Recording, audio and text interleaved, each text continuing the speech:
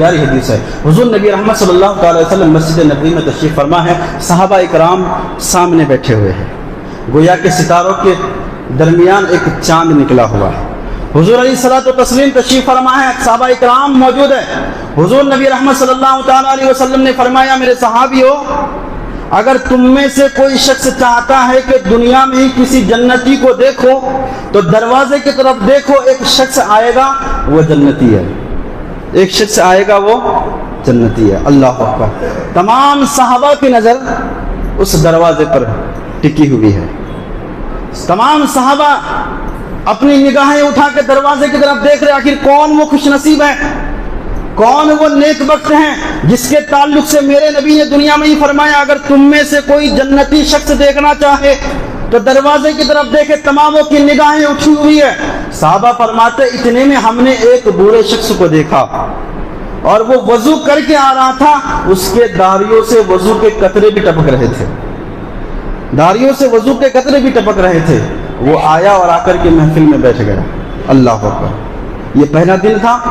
دوسرا دن بھی یہی معمول رہا. صحابہ اکرام کے درمیان حضور علیہ السلام تشریف فرمائے.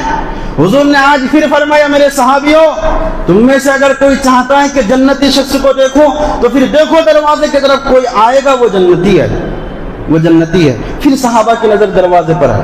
پھر صحابہ اپنی نگاہیں اٹھا کر کے اس حسرت سے دیکھ رہے کہ کون یہ خوش نصیب ہے جنہیں میرے نبی نے جنتی قرار دیا.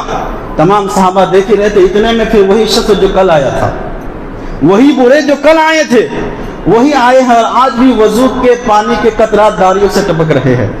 اللہ اکبر. یہ دوسرا دن تھا. تیسرا دن آیا. تیسرا دن حضور علیہ السلام تشریف فرمایا صحابہ کے درمیان. پھر حضور نے وہی بات کی کہ کوئی جنتی ہے جو اس دروازے سے آئیں گے، اگر دیکھنا چاہتے ہو تو دیکھ لو. پھر صحابہ کی نظر اس طرف ٹکی ہوئی ہے. پھر آئے تو وہی شخص پھر آج بھی تھا. اللہ اکبر. کتنا خوش نصیب تھے وہ، کتنا خوش نصیب تھا وہ. فرمایا کہ 3 دن صحابہ کرام نظر اٹھا کے دیکھے، تینوں دن وہی شخص تھے، وہی شخص. اللہ اکبر.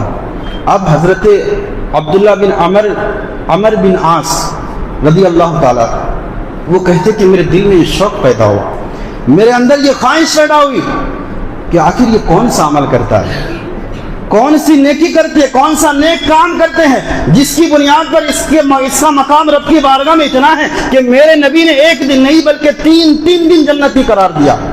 3 دن جنتی قرار دیا. حضرت عمر بن عاص فرماتے ہیں کہ میں اس تلاش میں لگا کہ آخر یہ کون سا نیک کام کرتے ہیں تاکہ اس کو دیکھ کر کے میں بھی نیک کام کروں. اللہ اکبر. اس شخص کے پاس جاتے ہیں. کہا کہ کیا آپ مجھے مہمان بنا کے نہیں رکھیں گے؟ کہا کہ اللہ اکبر ہم کیوں نہیں مہمان بنائیں گے. بہرحال ان کے گھر مہمان بن کے رہنے لگے.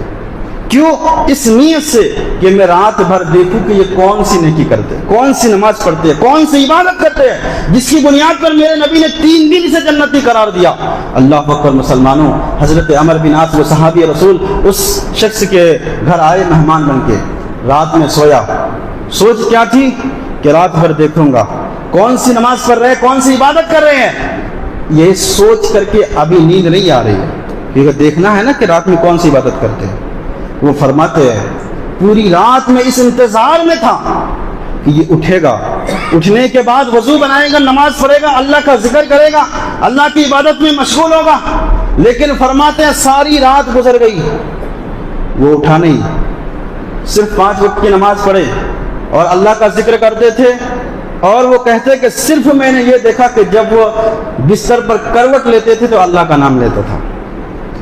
کہا کہ میں تو یہ سوچ رہا تھا کہ یہ رات بھر عبادت کرتے ہوں گے، رات بھر اپنے سر کو سجدے میں رکھتے ہوں گے، اس وجہ سے اس کا مقام یہ ملا ہے، اس کو یہ مقام ملا ہے.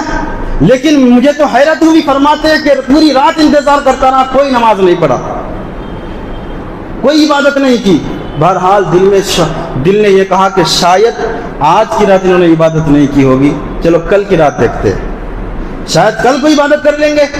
بہرحال ایک رات گزری ہے، دوسری رات آئی ہے، دوسری رات آئی ہے اور سوچ کیا ہے کہ میں دیکھوں کہ کون سی عبادت کرتے ہیں. دوسری رات بھی اسی طرح گزر گئی، کوئی اور دوسری عبادت نہیں کی. یہاں تک کہ سوچا کہ شاید آج بھی نہیں کی، تیسری رات میں عبادت کرتے ہوں گے. 3 رات ان کے پاس انہوں نے رات گزارا. 3 دن تک مہمان بن کے رہے. کیوں؟ اس نیت سے کہ دیکھو کون سی عبادت کر رہے ہیں.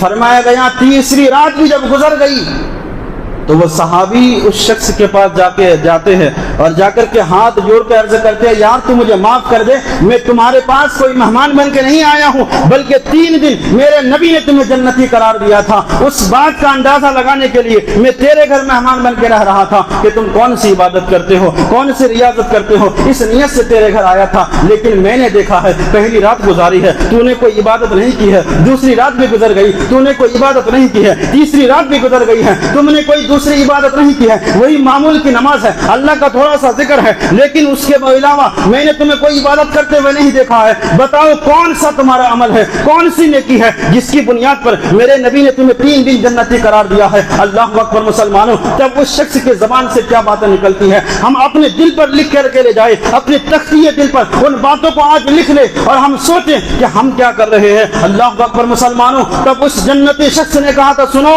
میں نے کوئی زیادہ عبادتیں نہیں کی، زیادہ ریاضتیں نہیں کی، وہی معمول کی نمازیں پڑھتا ہوں، لیکن ایک خاص بات مجھ میں ہے۔ کہا وہ خاص بات کون سی ہے؟ خاص بات یہ ہے کہ میرے دل میں کسی مسلمان کے لیے بغض و حسد نہیں ہے، کسی مسلمان کے لیے میرے دل میں بغض و حسد نہیں ہے۔